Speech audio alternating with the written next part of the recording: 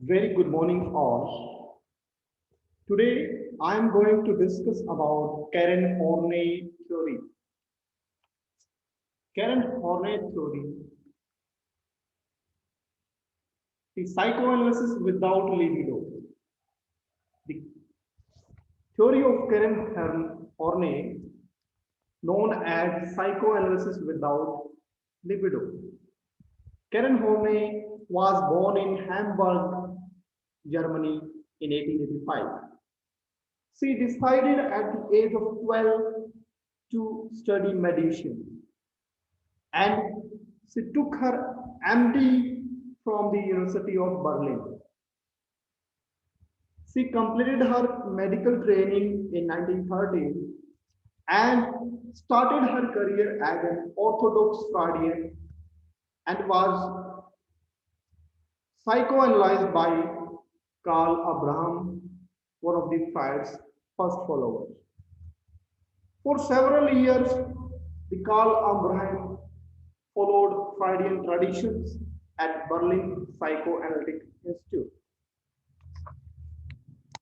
It was in 1923 that she challenged Freudian concept in a research paper that deals with the notions of penis and me. That deals with the notion of penis and me. What is the meaning of penis and me? The girl child experience anxiety upon realization that they do not have penis, known as penis envy, which was given by the Sigmund Freud. And she challenged her concept, she challenged the concept of Sigmund Freud in 1923. In 1932, she came to United States at the invitation of Franz Alexander, who asked her to become his associate director at Chicago Psychoanalytic Institute. 2 years later, she moved to New York City and joined New York Psychoanalytic Institute. Then she soon became one vital part of the group of psychologists, anthropologists, sociologists. The group comprises Harry Stack Suleiman, Margaret Mead, John Dollard, Abraham Maslow, and Medard Boss, Ruth Benedict, etc. Her important books were in the area of, in 1937, The Neurotic Personality of Our Time, Our Inner Conflict in 1945, Self-Analysis in 1942, Neurosis and Human Growth in 1950. She died in the 1952 from cancer. And what she has done in the field of psychoanalysis. And we will explain her contribution. Horney presented a new approach to psychology. At the same time, she also maintained orthodox psychoanalytic of Freud. She tried to explain the fundamental of psychoanalysis by giving emphasis upon social and cultural forces. In 1923, she first challenged Freudian theory by attacking his concept of penis envy.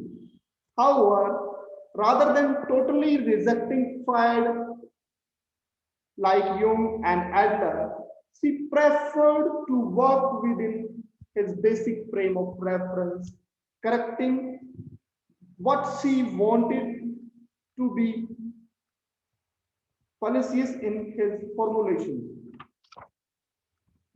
Her major contributions may be explained in three broader headings. First, she contributed in the field of basic anxiety.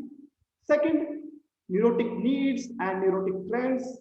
Third, coping with anxiety. And what is the meaning of basic anxiety according to Karen Horney?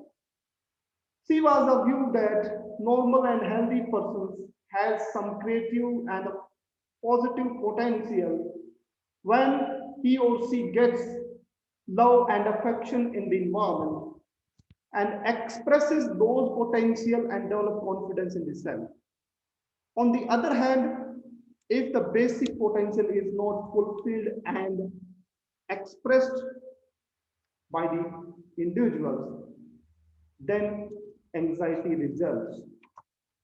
Anxiety occurs when in the childhood, when the child is allowed to feel helpless and isolated in the world that appears hostile and threatening. There are three components of basic anxiety according to Karen Horney. What are those three components of basic anxiety? First, feeling of helplessness. Second, hostility. Third, isolation. When the child is neglected or rejected by parents or parent substitutes, he or she develops feeling of painfulness, helplessness. He feels all above and try to end isolations in ways. Isolations. He or she experience the basics anxiety because he or she feel loneliness, alone, helplessness. The natural outcome of these situations is hostile, which produce him to anticipate from harm, and forces him to feel that any aggressive act on his part may cause him to be deserted. He is overloaded with the feeling of guilt that he represses, which in turns lead to anxiety. Thus, it is a cyclical process, according to Karen Horney. It is cyclical. Why cyclical? Means it repeats again and again when the child faces the same situations in the environment. Thus, the important reason of the developing basic anxiety is such home environment in which parents-child relationship is characterized by absence of genuine love and affections. Means the child perceives the genuine child perceives the absence of genuine love and affections by the parents. Then he may develop the basic anxiety. Now, second contributions in the area of neurotic needs and neurotic trends. When the person is not able to solve the most of the problems of his life, therefore repeated failures occurs. Certain needs are developed. These needs have been termed as neurotic needs because they don't result in rational solutions. Thus, needs, however, are such that they are experienced by both normal as well as neurotic people. According to Karen Horney, these neurotic needs are experienced by both normal as well as neurotic people. Normal as well as neurotic people. Further, she emphasized that neurosis is not the result of inner conflict between ego and superego. Rather, the result from the conflict between a person and his environment. Means she emphasized on the external environment, which plays significant role in human beings. She has emphasized on the conflict between person and his environment. Thus, she shifted the major point of neurosis from within persons to the outside person. She has further emphasized that neurotic persons always tends to move in one of the three directions, three possible directions. What are the three possible directions according to Karen Horney? One is moving towards people. first direction. Second direction is moving against people. And third direction is moving away from people. Horney has called these directions as neurotic trends. Horney called these directions as a neurotic trends. First, moving towards people's having the characteristics like over compliance. Over compliance. That is the main feature of the moving towards peoples. And the person try to gain acceptance of the society, affections, and approval from other by complying with their desires. Second, against people, they are having the feature of aggressiveness, hostile behavior, because they behave in society to against people and having the features of aggressiveness, hostile behaviors. Third, moving away from people means person is unable to face others and try to avoid them. He avoid the situations. He don't want to interact with people because they are having the feature of moving away from people. The basic common denominator of these three neurotic trends is called social maladjustment, because they are having the maladjustment. They are having the maladjustment in context of society. Related to these three types of neurotic trends, three types of personality emerged. Based on the three types of neurotic trends, the persons can develop three types of personality. First personality known as complaint type. What? The complaining type. This type is related to moving towards people. Such persons were too dependent and overvalued affections and approval from others. Second type of personality is related to the type of hostile type, the type of hostile or the hostility type. They are having the features of moving against people.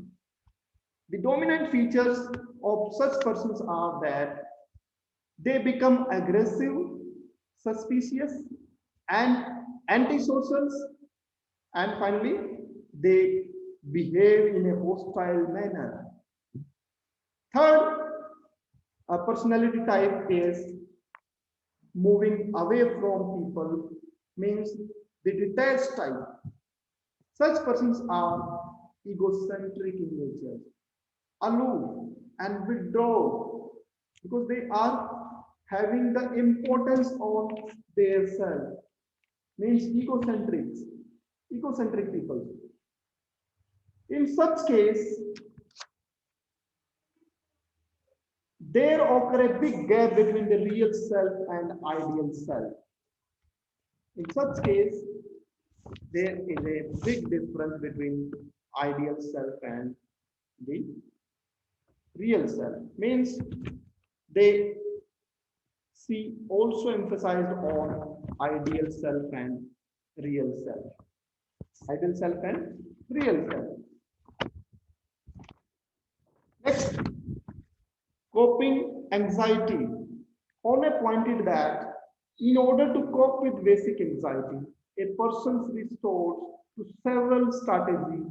These strategies are the following two types. She has emphasized on coping with anxiety. How the persons can cope with anxiety. Person can cope with anxiety in two ways.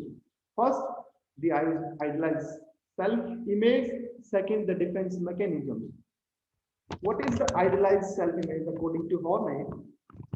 To reduce his basic anxiety, a person develops an idealized self-image, which refers to some fictitious and illusory picture of the self possessing many unlimited and superlative qualities and powers.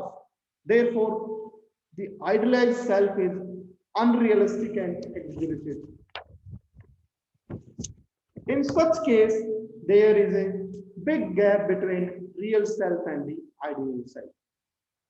To support this idealized self-image, the persons develop what is called the pride system, in which the persons think himself to be the possessor of something, such as strength or intelligence in such amount that no other person has. Means she tried to emphasize on ideal self and real self. If the person is having the gap between idealized self and real self, then the anxiety may develop in that person. Then she also talked about the defense mechanisms to cope with the basic anxiety. There are two basic type of defense mechanism according to Karen Horney to reduce basic anxiety. First, rationalization and externalizations. If the persons follow the rationalizations to reduce the anxiety, he may be success to cope up with that anxiety. Second, externalization is also a component, a factor through which we can cope with the basic anxiety. Externalization is more or less equivalent to the projections. The person attributes everything, every motives or actions to some external agent, not only to the person himself. Thus, the persons may not attribute their failures to others, but they also attribute their success to some agents which are in the environment. For example, persons may attribute his success in exams to some teachers who have helped him a lot. Thus, Horme emphasized upon social and cultural factors. She tried to show that human behavior is governed not only by biological and instinctual forces, but also by environmental forces. She was also explained behavior which was very holistic rather than instinctual in sense. Means she tried to explain the behavior which was in holistic manners, not all instinctual. She made it clear that a child is the product of both his hereditary as well as environment. She only dismissed the importance of those factors that were overloaded with sex and were important for orthodox Freudian psychoanalysis.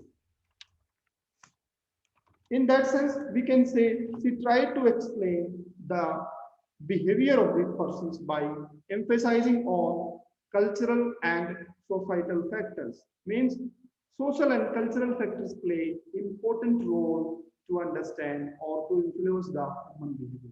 There are certain criticism of the theory of Karen Horney. What are those characteristics? What are those criticisms made by the other psychologists to towards the Karen Horney theory? First criticisms uh, done by the Lundin in 1985 that Horney was much less important figure as compared to Freud, Adler, and Jung. Lundin expressed his view towards the Horney theory that she was not as much important as compared to Freud, Adler, and Jung. We can say that she was not popular as the Freud and Adler in the area of psychology. Second criticisms uh, related to the Horney approach to psychology may be considered as a partial or incomplete. Some of these scientists or philosophers are the view that the approach followed by Karen Horney was not complete because that approach was in partial nature. That was only partial. She mainly concentrated upon basic anxiety as well as upon basic needs and neurotic needs and neurotic trends. These concepts were not scientific or she has not contributed in scientific manners. So in this way, we can say that there are certain criticism of the Karen Horney theory through which we have to understand while we are discussing the Karen Horney theory. So this was about the Karen Horney theory because she has contributed in three manners: basic anxiety, neurotic trends, neurotic needs, and coping with the basic anxiety with the help of defense mechanisms, rationalizations, and externalizations. So, we have discussed these related terms of Karen Horney. Thank you very much.